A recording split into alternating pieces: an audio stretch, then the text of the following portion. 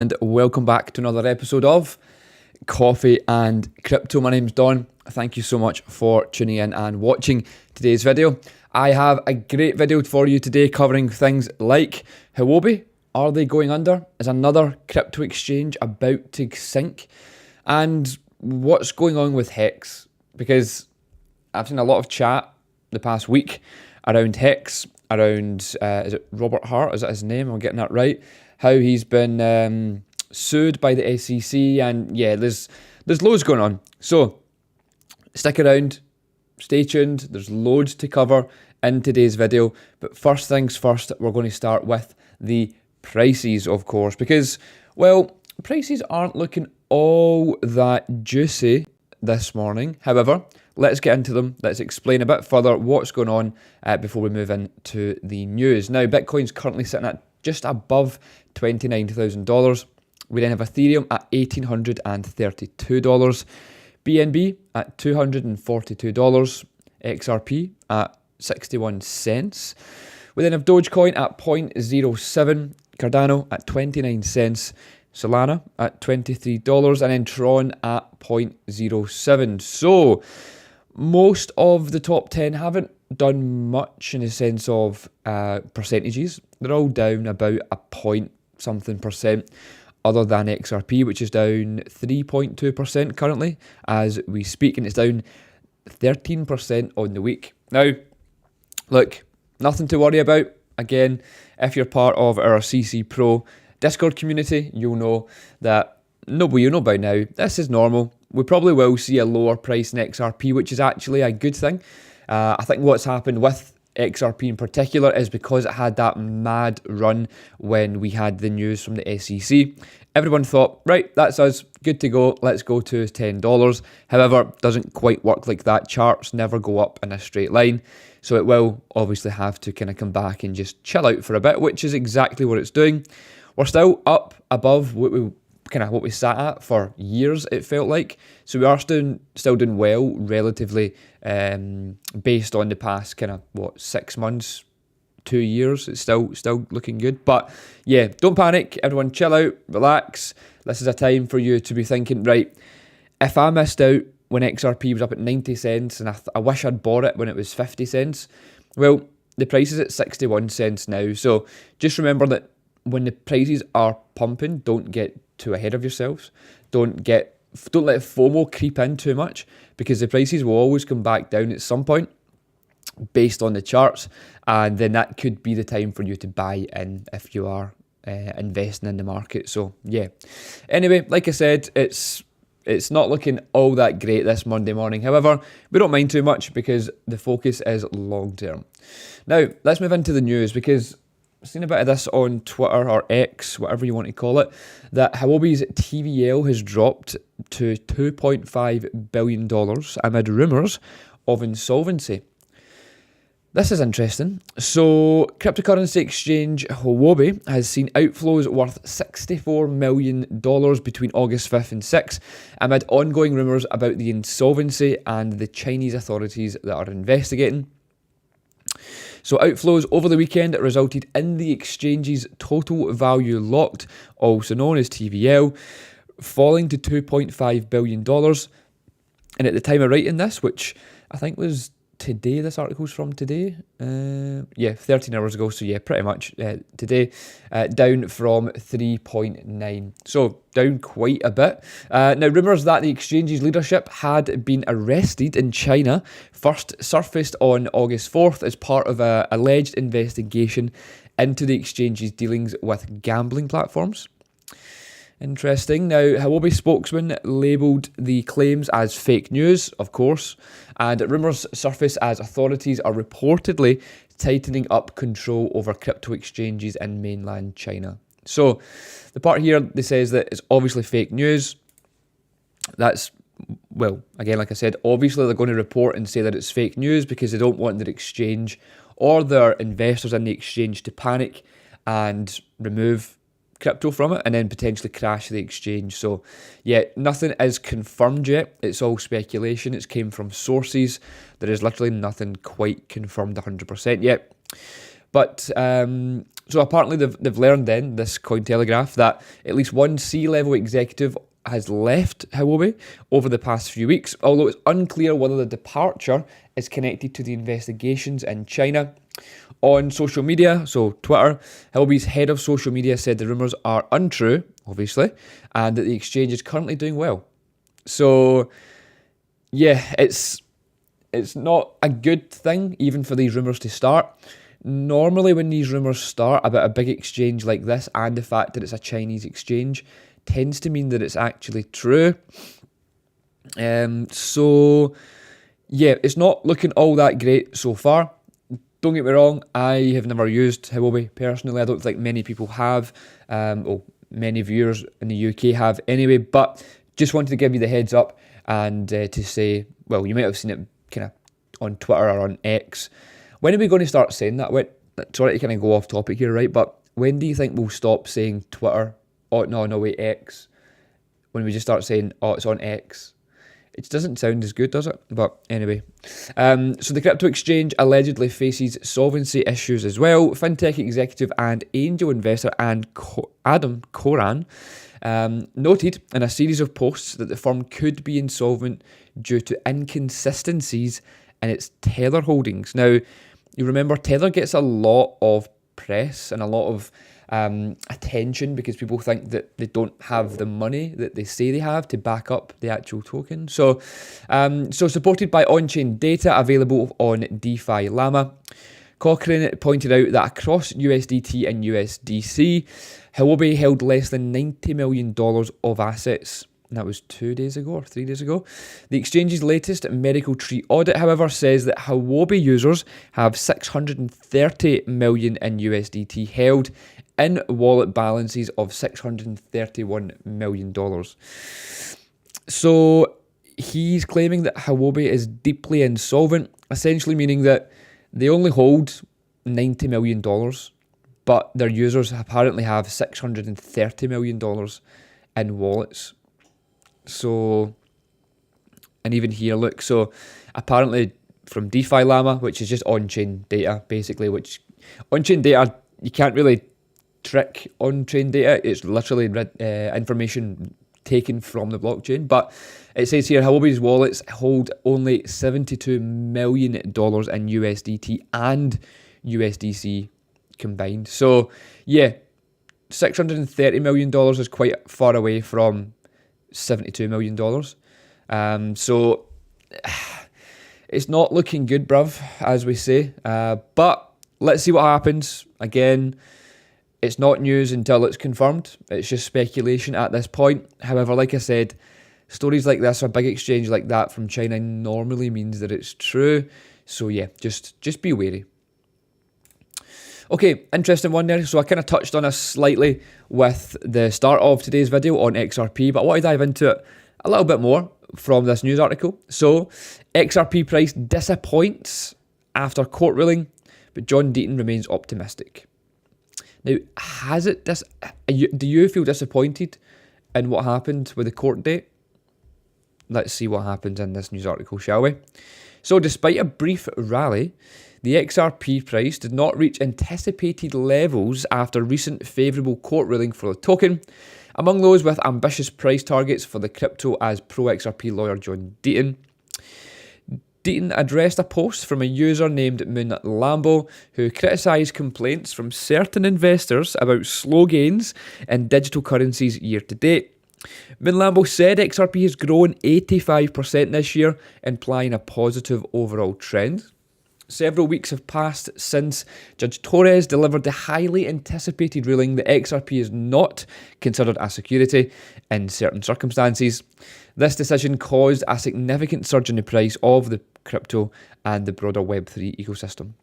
So, let's see. So in response, Deaton stated that some users' disappointed stems from their expectations. While he didn't anticipate XRP reaching a new all-time high after the ruling, he did expect the price to surpass the $1 resistance level. Now, I don't think there actually is a $1 resistance level. I think that's a psychological level. I'm pretty sure in the charts there's not a $1 resistance level. So yeah, anyway, move on. However, neither of these scenarios unfolded despite the token experiencing significant surge of over 70% following the ruling and hit 84 cents. Now, I believe there is an 89 cents resistance there or thereabouts. I'm pretty sure, again, anyone who's got the charts open, if you can correct me there, but I'm pretty sure there's not a $1 resistance. Now here it says then XRP reached an all-time high of $3.84 over 6 years ago. While surpassing that price level may be overly ambitious, I don't think so. Deaton remains optimistic that getting $1 is possible. So, yeah, I don't personally, again, in my opinion, agree with this article. Surprise, surprise. News article talking poorly of XRP. That's just norm. But yeah, so like I said, I kind of briefly mentioned it there a few times. Charts really tell you what's going to happen, not what the sentiment is. The charts were showing that there was an imminent, is that the word I'm looking for? Breakout about to happen in XRP just as the court ruling was coming out. No one knew that the court ruling was coming out that day, but based on the charts, there was something was going to happen within a few days, or even it was happening that week. We didn't know if it was up or down, but based on the previous charts, the previous fractals that you can pull from 2017, it looked like something was about to happen. Now in crypto or in charts, you can't predict the future, but you can overlay previous charts and history of what has happened in the past, and it gives you an indication of what's going to happen in the future. You're not sent from the future, you're not reading the future, you're not some genie in a bottle that's coming to tell you what's actually happened with the price. However, based on history, you can get a bit of an indication, and that's how people trade. It's based on indicators. That's kind of one of the main things in trading is indicators, and that's kind of what happened with XRP.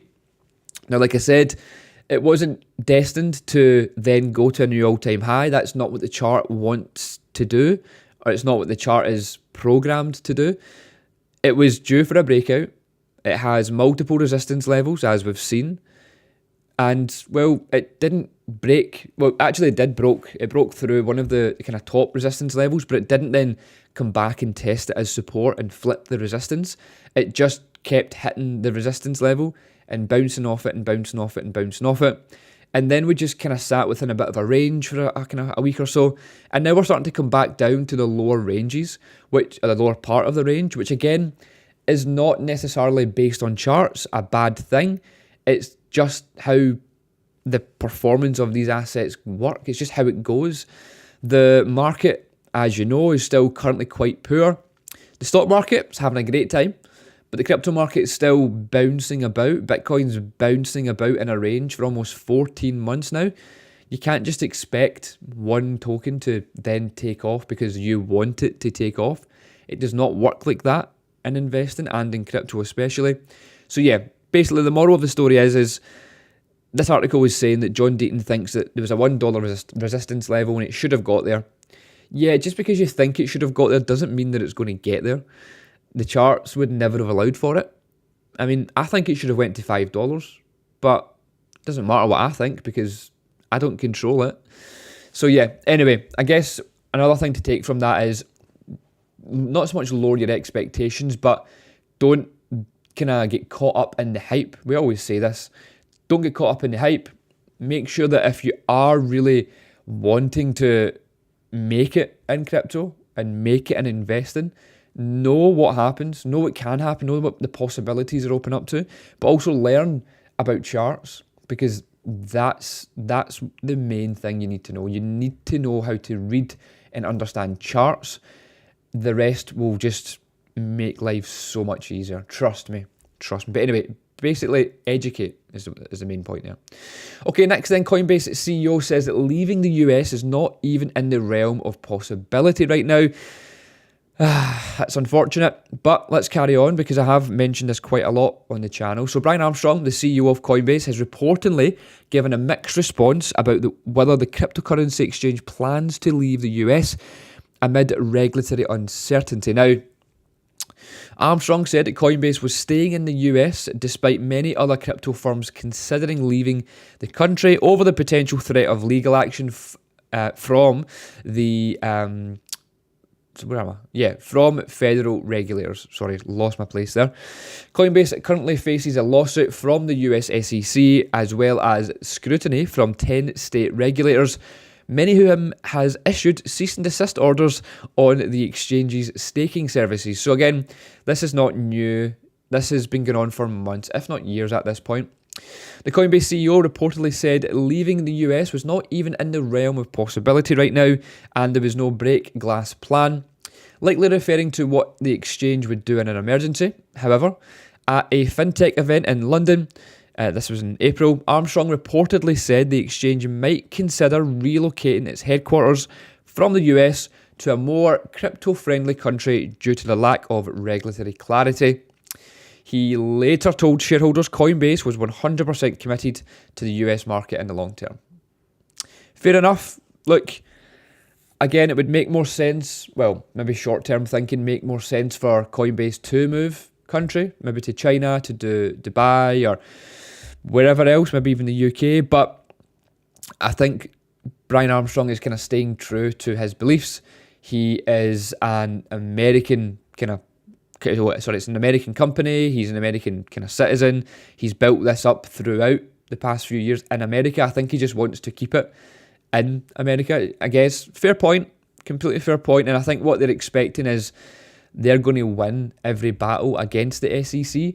Therefore, when they win that battle against the SEC, the regulatory clarity will be there for them.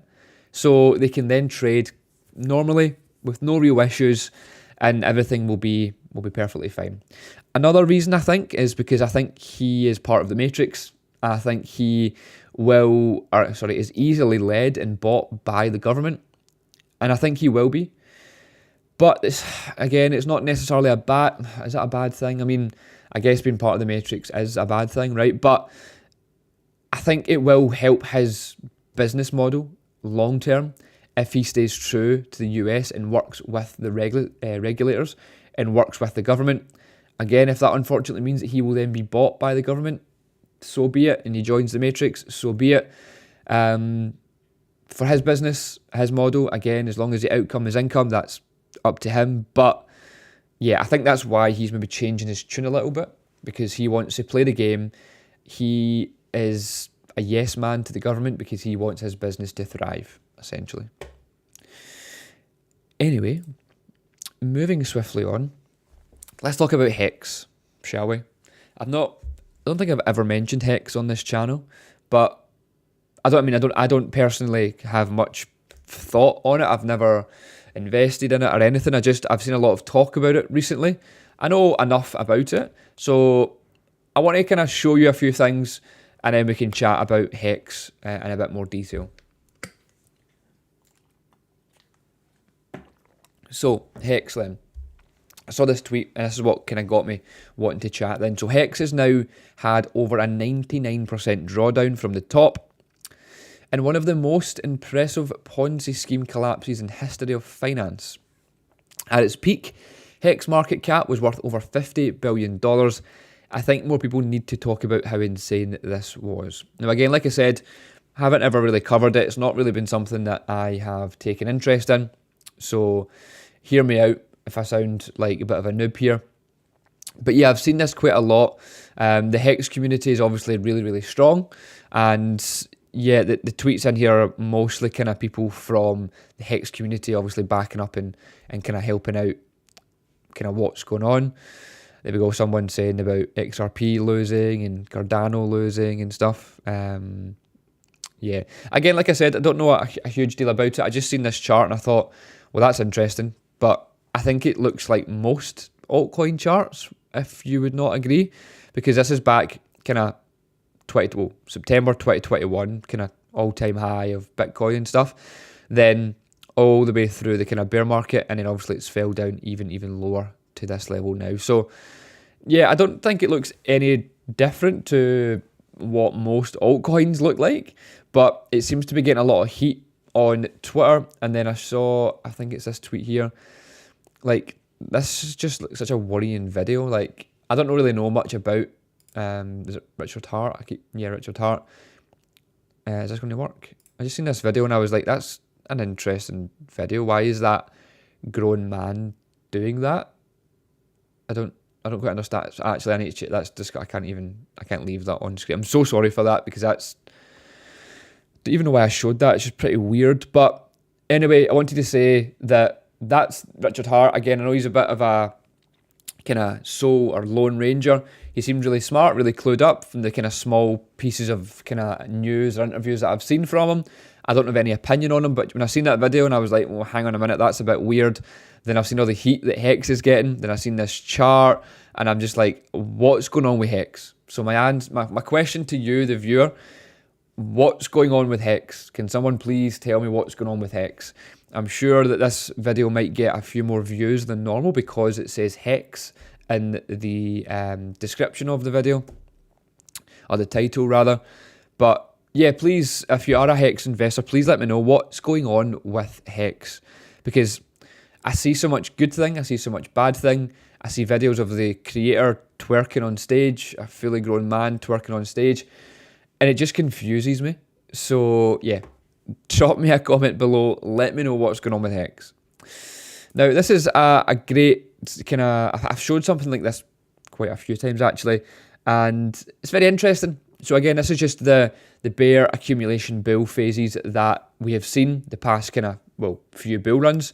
So the 2011 to 2013, we then seen another one in 2014 to 2017, and then 2018 to 2021, and now obviously we're living through the 2022 and 2025 one. So look, just a cool kind of screen to show you some coloured boxes and some charts and what's possible, what's not so much what's possible, but what's happened in history. Interesting to look at. What's your thoughts? Do you feel like we're going to see a bull market in 2024 or 2025? What do you think? Again, I'd love to hear your opinion. Again, we are getting closer to the halving, very, very close. And what usually happens then is, well, we tend to see an uplift in price based on history. So again, if we're to zoom in on these charts, the halving, where's the 2020 chart here? So 2020 here, the halving was about here. Back then, the halving was about here, 2016. And then again, the halving, it wouldn't have been there. But yeah, so anyway, you kind of get the point. I've spoken about halvings quite a lot. It is quite an important, in my opinion, quite an important thing in the calendar of crypto. And yeah, these charts kind of show you that as well. But anyway, look, that's what I wanted to show you. That's the history of the bull markets that we've seen so far. What's your opinion on it? What do we see next? Do we see up? Do we see down? Do we see sideways? What is next for the cryptocurrency market? Because there's loads going on. There's loads going on. There's not much going on in terms of prices. Bitcoin is literally trending sideways for the past 13 months, 14 months. So it's actually nothing's really happening, it shows. Let me see if I can load this. Honest to goodness, this internet of mine. There we go. Right. So if we go to the 1 year chart, just on this, that looks like a bit of movement, but realistically, this kind of gap here, there's nothing really happening over the past year. We literally just keep bouncing against this $30,000 mark. I mean, technically speaking, I suppose you could say there's one attempt and two attempts, and maybe there's a third one to make before we break through the rule of flea. I don't know. There's not much going on basically, but look, we're still up 26% on the year. Can't argue with that. Anyway, that's all for today's video. Thank you so much for tuning in to today's episode of Coffee and Crypto. I'll be back tomorrow for another episode, bright and early, 9 AM. Tune in. If you haven't already subscribed to this channel, please do so. Turn on your bell, post notifications so you know when I go live every single morning. If you are watching it back throughout the day, let me know, where do you watch Coffee and Crypto? And if you're watching it live, good morning. Thank you so much for tuning in. I hope you all had your coffee and are ready to go for the day. That's all for me today. I will see you again tomorrow. Speak to you